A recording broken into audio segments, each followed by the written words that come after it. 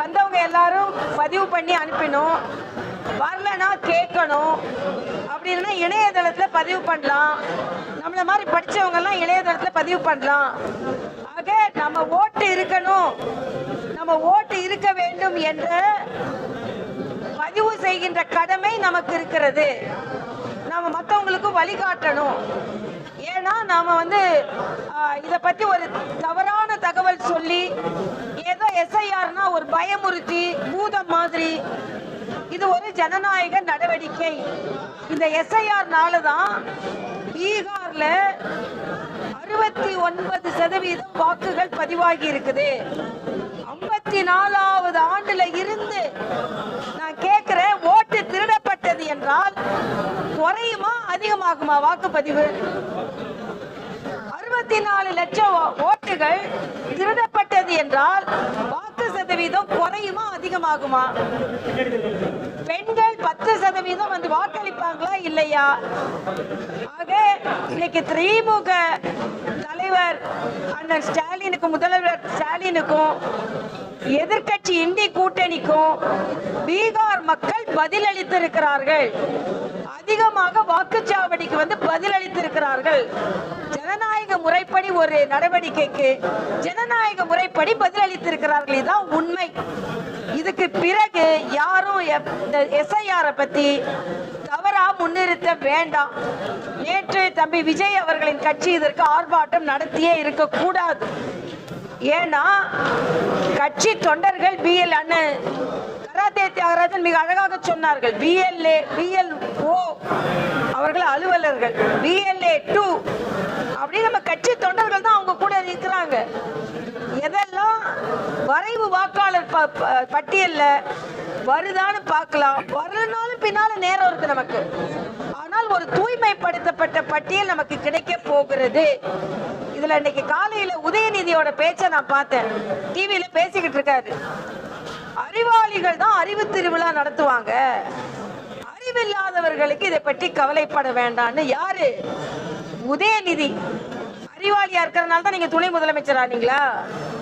நீங்க வாரிசா இருக்கிறதுனால துணை முதலமைச்சர் ஆனீங்க. ஆணவம் வேண்டாம் உதயநிதி அவர்களே, ஆணவம் வேண்டாம். நீங்க அறிவு திருவிழா நடத்திட்டு பேரை வச்சுக்கிட்டு உங்கெல்லாம் அறிவாளிங்க மாதிரியும் மற்றவங்க எல்லாம் அறிவிலிங்க மாதிரியும் பேசுறீங்க. ஆணவம் வேண்டாம். நீங்க முழு அறிவாற்றல்ல ஒன்னும் துணை முதலமைச்சர் ஆகல. அது மட்டும் இல்ல, அவர் இன்னைக்கு சொல்றாரு, திருடனுக்கு தான் போலீஸ்காரனை பார்த்து பயம். எப்படி? திருடனுக்கு தான் போலீஸ்காரனை பார்த்து பயம் வரும், அதனால எங்களை பார்த்து பயம் வருதுன்னு. அதே நான் திருப்பி சொல்றேன். எஸ்ஐஆர் பத்தி ஏன் பயப்படுறீங்க? நீங்க ஓட்டு திருடுறவங்களா இருக்கிறதுனாலதான் நீங்க எஸ்ஐஆர் பத்தி பயப்படுறீங்க.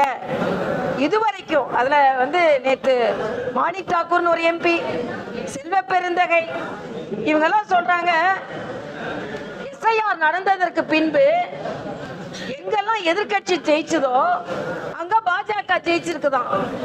ஆமா, அப்ப நீங்க எப்படி ஜெயிச்சிருந்தீங்க? இதுக்கு முன்னால போலி வாக்காளர்களை வச்சு ஜெயிச்சிருந்தீங்கன்னு நீங்களே ஒப்புக்கொள்கிறீர்கள்.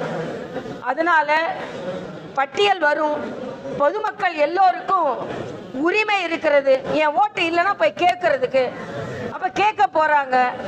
ஏன் ராகுல் காந்திக்கு மரண அடி கொடுத்தாங்க தெரியுமா பீகார் மக்கள்? ஓட்ட திருடிட்டான்னு இந்த ஆளு சொல்றாரு. என் ஓட்டு என் கையில தானே இருக்கு, என் ஓட்டு என் கையில தானே இருக்கு. அப்பனா என் ஓட்டு கையில இருக்கு, ஆனா திருட்டான்னு சொல்றாரு. அப்ப பொய் சொல்ற ஒருவரை வீட்டுக்கு அனுப்பணும்னு தான் வெறும் 5 இடத்த மட்டும் 6 இடத்த மட்டும் அந்த கட்சிக்கு கொடுத்தாங்க. ஸ்டாலின் அவர்கள் எச்சரிக்கையா இருக்கணும். ஸ்டாலின் அவர்கள் சொல்றாரு, பீகார் தேர்தலுக்கு பின்பு பல பாடங்களை கற்றிருக்கிறோம் என்று. காங்கிரஸ் கூட இருந்தா உங்களையும் சேர்த்து இழுத்து மூழ்கி அடிச்சிருவாங்கன்றத இன்னொரு பாடமாக நீங்கள் கற்றுக்கொள்ளுங்கள் என்பதை நான் தெரிவித்துக் கொள்கிறேன். இன்றைய மக்கள் எஸ்ஐஆருக்கு ஆதரவா இருக்காங்க. மக்கள் அதை ஏற்றுக்கொண்டிருக்கிறார்கள். இன்னைக்கு வருவாய்த்துறை அலுவலகர்கள் போராட்டம் நடத்துறாங்களாம், எஸ்ஐஆருக்கு ஒத்துழைப்பு கொடுக்க முடியாதுன்னு. இப்படிப்பட்ட போராட்டங்களை ஊக்கப்படுத்துகிறார்கள். அரசு ஊழியர்களுக்கு தேர்தல் ஆணையத்திற்கு உதவி செய்வதும் ஒரு பணிதான். அதை எல்லோரும் உணர்ந்து கொள்ள வேண்டும் என்பதை நான் தெரிவித்துக் கொள்கிறேன். அதனால இன்றைய காலகட்டத்தில் தமிழகத்தில் தேசிய ஜனநாயக கூட்டணிக்கும் இந்தி கூட்டணிக்கும் தான் போட்டி. இல்ல தம்பி விஜய் சொன்ன மாதிரி ஒண்ணு டிவிகே ஒண்ணு டிஎம்கே கிடையாது, கூட்டணி. ஏன்னா டிஎம்கே தனியாவே நிக்கலையே, கூட்டணிக்கு தான் இப்ப போட்டி. அதனால வியூகம் எப்படி அமைக்கப்படுகிறது என்றால், திமுகவை வீட்டுக்கு அனுப்ப வியூகம் அமைக்கப்பட வேண்டும். அந்த வியூகத்தை யாரெல்லாம் சரியா பயன்படுத்திக் கொள்கிறீர்களோ அவர்களை மக்கள் பாராட்டுவார்கள். தம்பி விஜய் போன்றவர்கள், பிரசாந்த் கிஷோர் போன்றவர்களிடம் அவங்க தான் அறிவுரை கேட்டாங்க, பாடமும் கற்றுக்கொள்ள வேண்டும் என்பது எனது கருத்து.